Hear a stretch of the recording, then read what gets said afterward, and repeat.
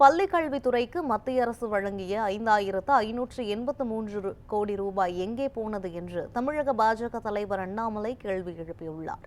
இது தொடர்பாக தனது எக்ஸ் தளத்தில் அவர் வெளியிட்டுள்ள பதிவில், பள்ளிக் கல்வித்துறைக்கு மத்திய அரசு நிதி வழங்காமல் வஞ்சிக்கிறது என்று முதலமைச்சர் கூறிய குற்றச்சாட்டுக்கு பதிலளித்துள்ளார். அதில் தமிழகத்தின் பள்ளிக் கல்வித்துறை போதிய ஆசிரியர்கள் மற்றும் தேவையான உள்கட்டமைப்பு வசதிகள் இல்லாமல் இருப்பதாக அண்ணாமலை குற்றம் சாட்டியுள்ளார். பள்ளிக் கல்வித்துறைக்கு இந்த ஆண்டு ஒதுக்கப்பட்டுள்ள 44,042 கோடி ரூபாய் நிதி எங்கே சென்றது என்றும் வினா எழுப்பியுள்ளார்.